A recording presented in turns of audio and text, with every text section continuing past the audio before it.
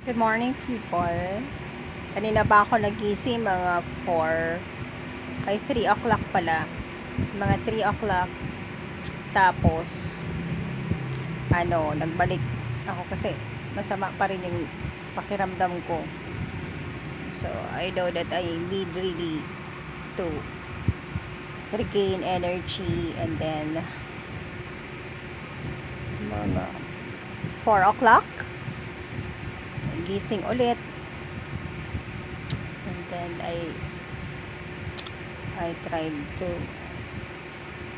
clean up my face and change my clothes lang, sponge bath lang. Anyway guys, a lot of issues again, of course. As Alpha founder,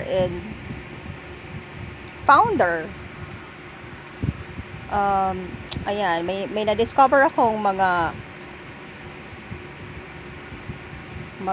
farm owners, no, na I think I would advise for you guys to slow down, no? Slow down on your investments. Kasi with all the pandemics, guys, I do not want to sound negative, pero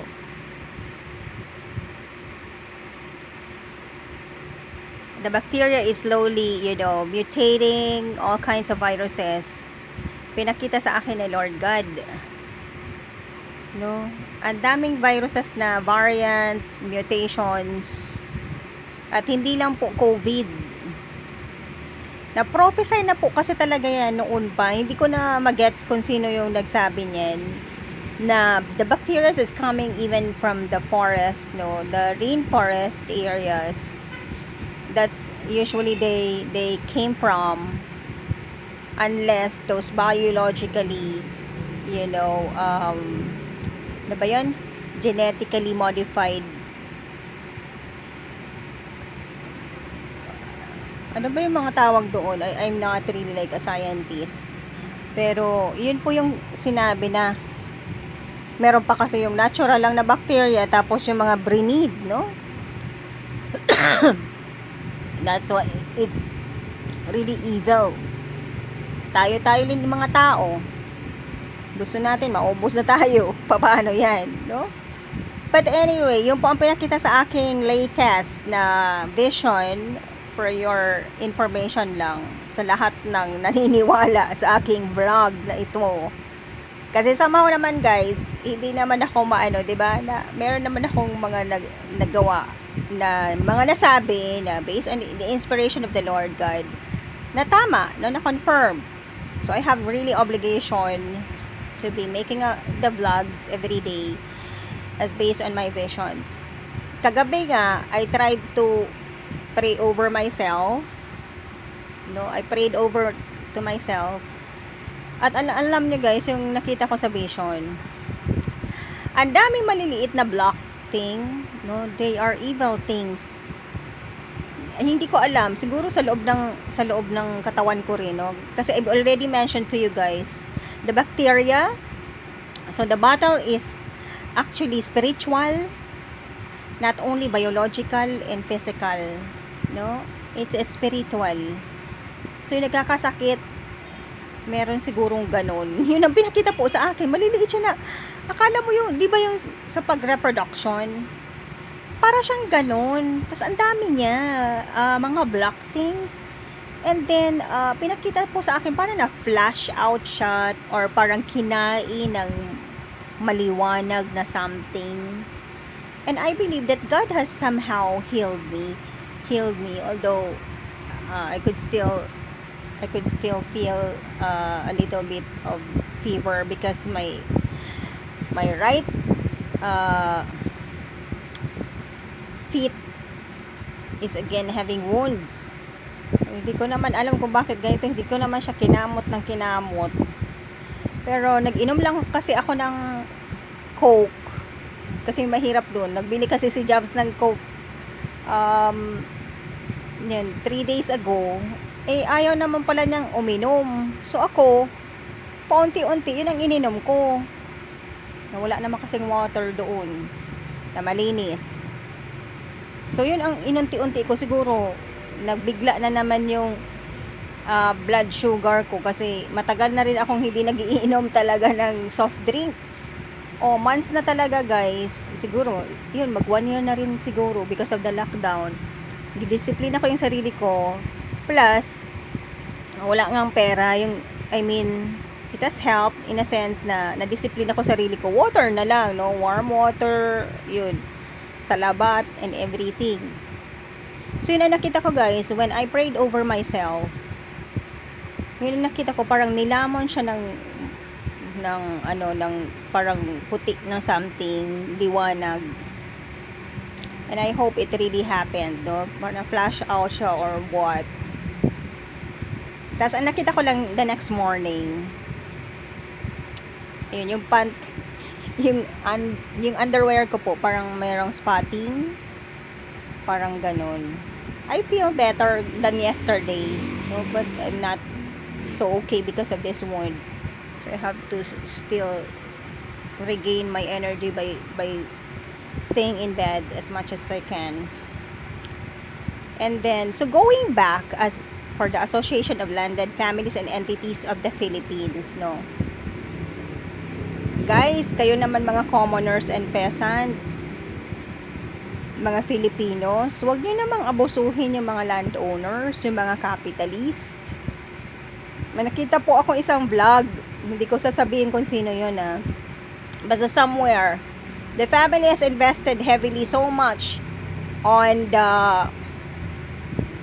a farm, no, technical, they have provided for everything. It is really pretty much promising, no. Sa akin, it's a very good thing, no, kasi high tech, state of the art. Pero alam ko na kulang pa yun kasi I have known from yung tita ko somewhere, they were able to really come up with something state of the art talaga, no, mechanically operated everything. So alam ko na millions yung yung investment for that one. For me kasi in this time of pandemic, tama na kung ano na po yung na-spend niyo diyan, stop na lang muna. The fixed assets, investments and everything, stop na. No, antayin niyo na lang na kung ano yung nandyan sa inyo, because we have this pandemic. At ang nakita ko guys, sana makarating to doon sa owner, ayoko sabihin, ninakawan ka na naman, ninanakawan po kayo ng mga tauhan nyo, pa isa-isa, dekwat. Kasi bakit kaya kayo ganyan guys, no? Meron parang pamahiin sila na para hindi na magtuloy or something. Sa akin naman kasi kung hindi naman nag-abuso, hindi naman yung kinurakot, bakit nyo gaganyanin? Sa akin lang, kung kinurakot yan, at totoo talagang kinurakot, hindi lang chismis, yun ang dapat yung ganyanan. Kumbaga, those are the people that you need to apply those things to, diba? Pero kung pribado namang pamilya and hindi naman kayo sigurado kung sa katiwalian galing yung jump start for a business, who are you to do those things, no? I have sent a personal message doon. I hope the owner would respond to me. Pinagnanakawan po kayo ng mga taong pumasok doon sa inyo. Yun na nga po yung sinasabi ko. Because of the social gap, diba? Because of the social gap po in our society, yung mga walang-wala po ang tendency. Sino ka? Bakit meron ka? So, kukuhaan kita para hindi ka makakontinue. Napakasama po, no? Especially po kayo, halimbawa mga communist kayo, na napagbigyan naman kayo na magtrabaho. Sana po huwag niyong gaganyanin yung mga pribadong capitalist. Paano po kung pinaghirapan naman namin yung, diba, yung kapital na ginawa doon, kagaya noon yung sa fish pan ko,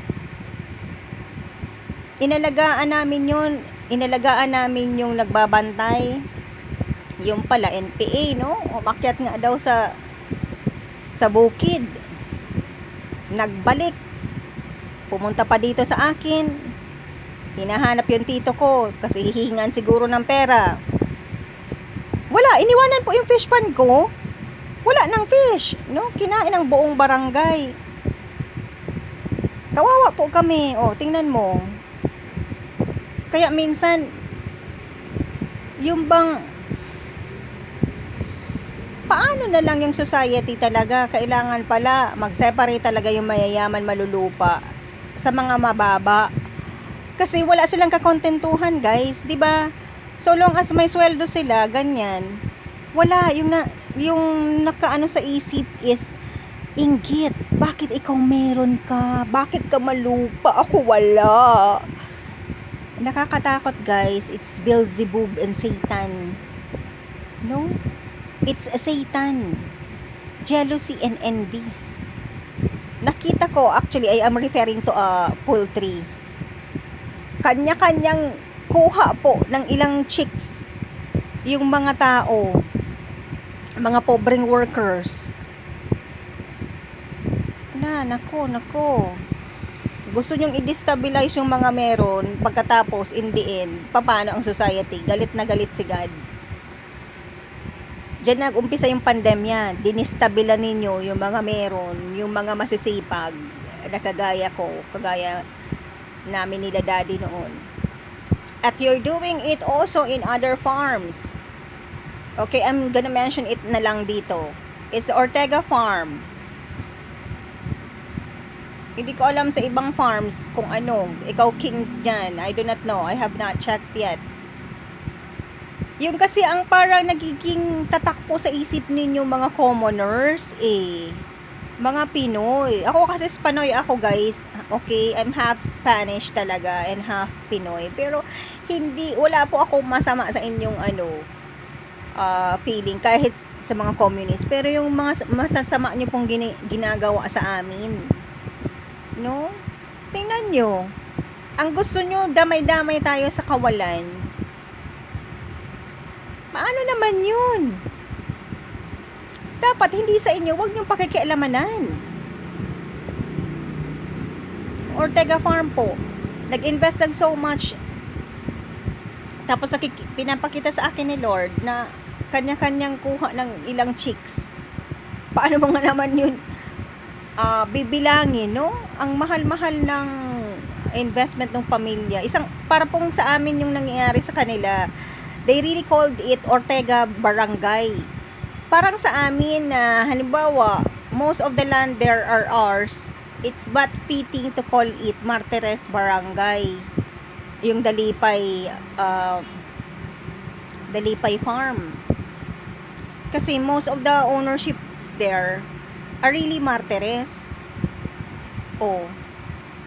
Kagaya noon, doon, yun ang ginawa po nila. Although they have barangay captain, yung barangay captain tumutulong doon sa owner ng lupa. Hindi sa mga kung sino-sino. Ang maganda nga doon sa Ortega Farm, yung kapitan, parang na din nila, parang worker na rin po nila.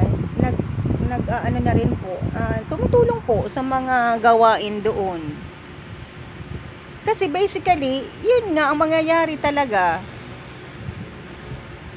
Kaya tama talaga noon yung daddy ko na dapat daw, nagtakbo daw ako ng barangay captain, parang ganon. Mali kasi dapat nag-usap-usap ng matino na ako naman akala ko papasok ng kumbento, etc. Tas meron naman nag-inganyo. Kulang sa conference, no? Yung family, may mga hidwaan, may mga iba-ibang adhikain, iba-ibang relihiyon. Kaya napapasok ng mga ambisyosong commoner and peasants. Sorry mga Filipinos ha. Hindi naman sa ayaw nyo kayong inaapi. Ayaw din ni God na inaapi nyo kaming mga matitinong may mga lupa at meron man lamang. Ang gusto nyo, i-replace nyo kami. Kaya hindi naman po sila yung type na ini sa burgis. Ang nangyayari dito, si Satanas. Dahil sa inggit at selos, sila ang gusto. Naintindihan nyo? Hindi naman sila, iba kasi yung mga ibang case naman yung sinasabi na ayaw sa burgis, no? Na ayaw sa mga designer clothes or gusto rin nila, ang gusto nila, sila lang. Paano naman po yun mangyayari na hindi naman talaga kayo malupa? Pinanganak kayong, wala kayong lupa, tanggapin nyo lang from the Lord God. Yun kasi ang dapat na tinuturo sa inyo ng mga pari eh. Ayan ang kulang na lektura ng ating simbahan. Even sa mga Christian churches. Pag wala ka anya, mag-prostitute ka. Yun ang nalaman ko sa mga some of Christian churches na yun nga ang sinabi ng devil sa akin, galit na because of my vlogs daw, pinaghirapan daw nilang establish yung Christian churches daw. Misleading people na kay Hesus Kristo daw nagpa-follow na samantalang si Beelzebub daw ang wino-worship. Yun po ang ano sa akin ng devil ha. While I was singing praise song. What was that praise song I was singing? I think Break the Chain. Yun po ang ano na ganyan sa akin, maitim masyadong ano na spirit, no? Na we've worked hard for a long time. Sabing ganun sa akin. To come up with the churches to confuse people daw, lead people astray. Oh, edi accomplishment natin yun. Palakpakan naman. Yan, hindi ako nagbibiro guys. I'm calling on the Ortega farm. Some people has been stealing chicks from you, or if this is a foresight. No, pwede rin kasi foresight to. Hindi pa ano. Kasi nag-umpisa pa lang yata sila ng operations. I-train nyo yung mga tao nyo kasi kahit yan mababait, kasi noon yung sa akin din, meron man lamang konting mabait, pero meron na rin ganun eh, nakaw ng nakaw pag hindi ka rin nagbantay. Yun. Bantayan nyo yung mga investments nyo dyan. It has to be a hands-on operations. Hindi pwede dyan yung merong mga parena na magre-receive lang. Kasi ganun po ang mangyayari. Tapos, ang advice ko po, at this time, parang tigil na po kayo sa masyadong investment.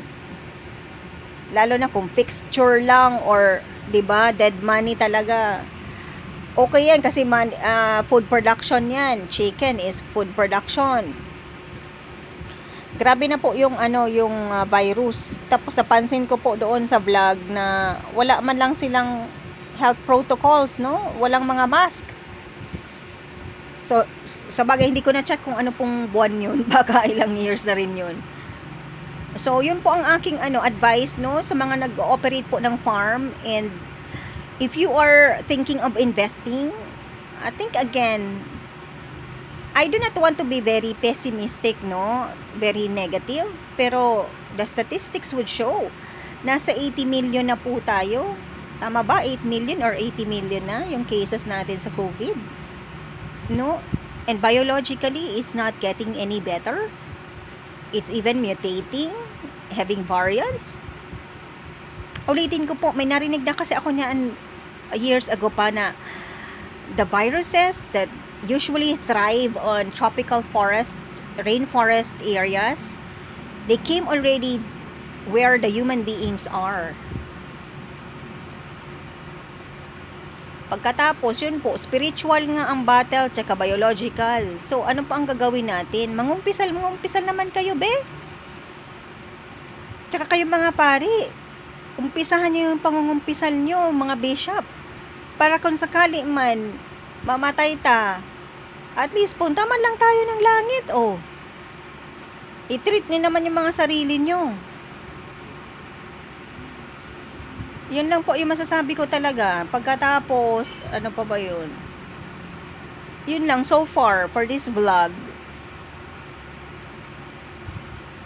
Yung sa katawan natin, ano ninyo yung sarili ninyo, mag-pray kayo kay God. Kasi ako nga na sinusugo niya, meron pa mga ganon, no? Because we lack sacraments. Nung Sunday, lumabas ako for Holy Mass. Ay nako, wala man ako nakausap na pare, guys.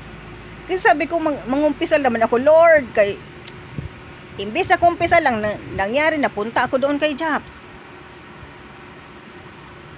Kasala pa.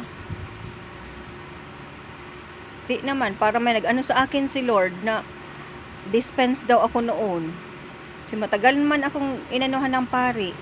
Pero nalungkot ako kasi na-break ko yung fast. Na-break ko ba yung abstinence?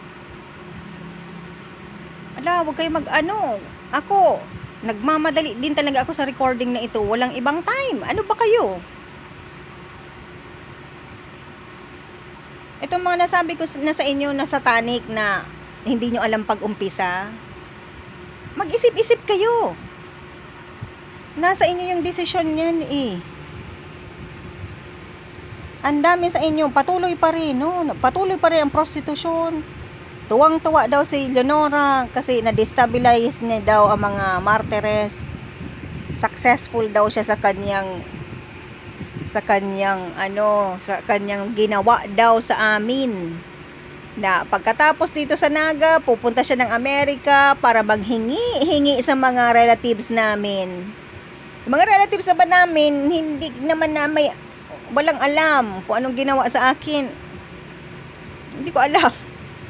Naintindihan nyo guys? So nakakainis din, no? Nang agrabyado na dito sa martyrs na nandito, punta ng Amerika para manghingi. Nagahaman talaga ang babaeng yan. Gahaman sa lalaki, gahaman sa pera. Tapos ang latest news guys, chismis lang to. Baka magalit si President Duterte. Alagi, chismis bagay yung dalawa. Bagay, matagal na yan. May mga vlogs po baga kasi patungkol dyan. Pero hindi ko mapaniwalaan. Pero may time po baga noon, naghahanap si President Duterte kung nasaan si Vice President. O, diba siguro wala ka naman right magganyan kung wala kayong relasyon. Pero hindi ko po yan sigurado.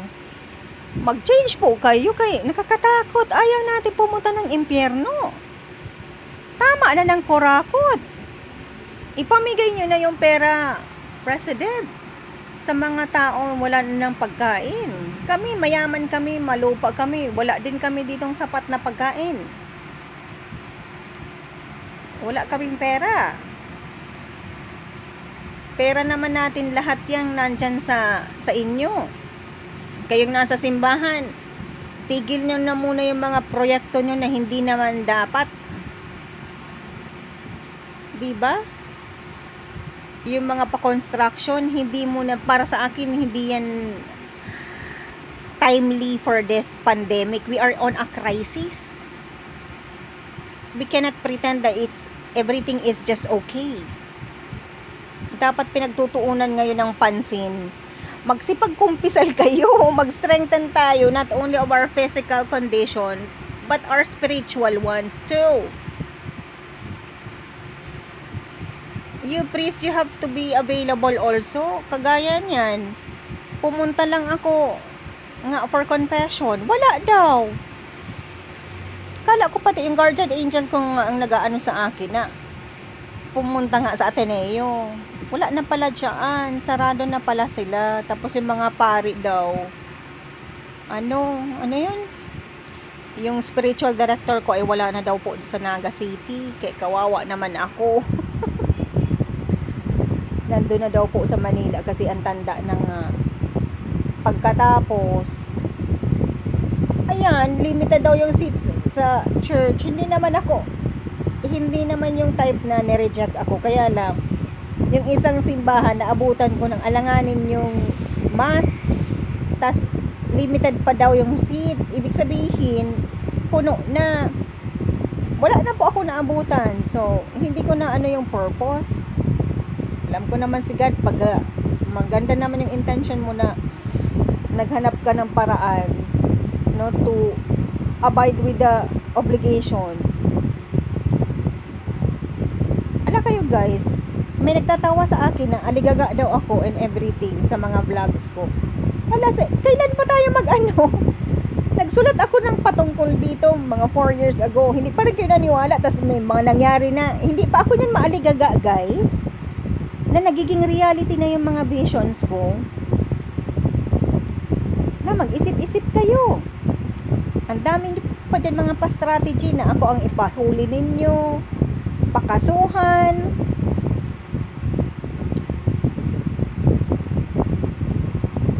Kaya hindi na rin ako tatagal, guys.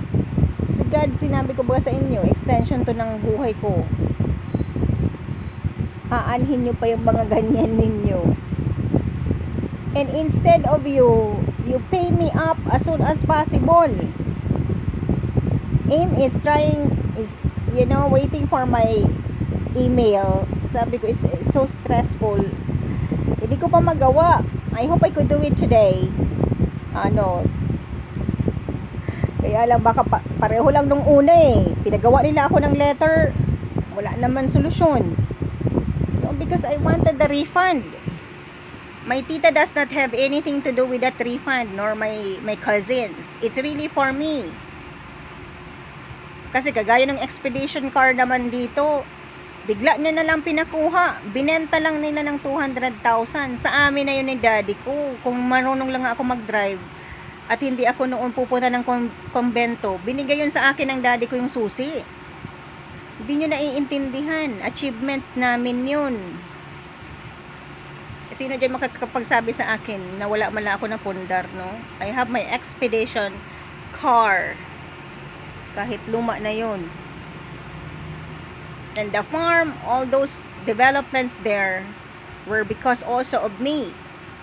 With the love of my father na inobey-obey ko kasi yun. So, it happens na nandyan naman si Uncle Nitz.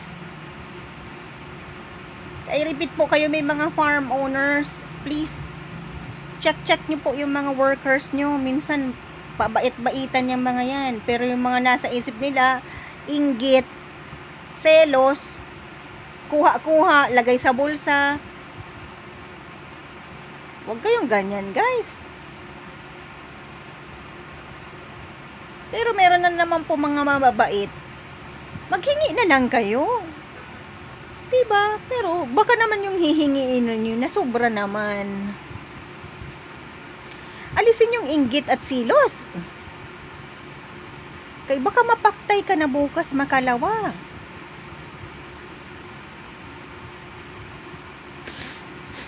Ayan, ulitin ko po, po si Leni Robredo na tuwang-tuwa daw na nagawa niya daw sa mga martyrs ba na to destabilize, no? Matagal talagang panahon nila yung pinag-isipan nila Alan Balani. 20 plus pa lang yan si Alan Balani na nga, nagnamnam ba sa mga lupain kasi sila ang nakakaalam. Alam nila yung record sa assessor's office. Tingnan mo yan, mga pag-aabuso. At tinutularan po siya ng mga kagaya ni Mayor Labas. Yung they are on for their own development and their own wealth. Kawawa yung mga tao.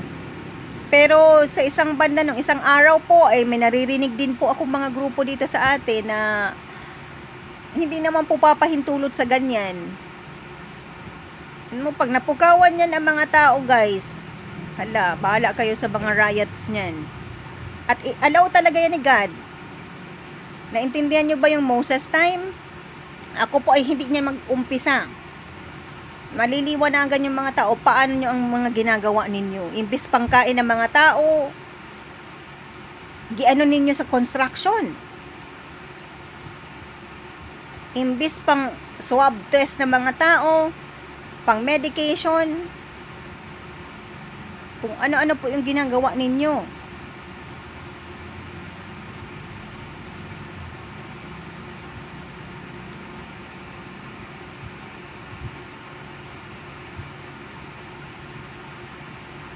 Hindi pa rin kayo natakot, no? You are taking advantage of these opportunities and this crisis. Nalalo niyong apihin yung mga tao, yung pang-inis ba? May pang-iinis. Pagkatapos, pupuntahan pa yan yung mga bahay-bahay. Pagkatapos, kung sino yung nagpapakabanal, uutusan yung mga kasama sa bahay na apihin, lustayin, pagwawalang hiyain yung mga prayer areas, nakawan. Talaga, kayong mga nagpe-pray pa, be aware of what's going on. Hindi ko na yan kaya mag-isa lang. Ito lang po yung avenue ko. This is the only platform that I have to be able to speak these things, no? To enlighten you guys as inspired by the Lord God Dahil alam ko na lahat aligaga, no? Ang daming mga nasa isip, hindi maabot lahat. Kahit po ako ay limited din, no? Kaya ito lang yung maibibigay ko po sa inyong paliwanag, no? Yan, pandemic na. Gawa pa rin ang gawa ng katrayduran sa kapwa. Manghingi na lang kayo, ano. Diyan din sa farm ko, wala daw tigil. Wala talaga, mamatay na kayo bukas makalawa. Saan papunta yung pinaglalaban nyo? Wala. Kayo naman mga NPA na nasa bukid, mag-surrender na kayo. Ibigay nyo kay Leonora Robredo tsaka kay President Duterte ang ang problema ninyo. May budget naman eh. Yun lang po yung sasabi ko in this morning. And I'm just gonna record other things as inspired by the Lord God. At pasensya na kayo, nakahiga ako. Hindi ako tagal na nakaupo. Nahihilo pa po ako. So praise the name of the Lord God. Kayo mo nagsisipag prostitute, sana mauna na lang kayong mamatay kung ayaw nyong magsitigil. Pandemya na po, galit na si God sa mga kalaswaan, kasakiman,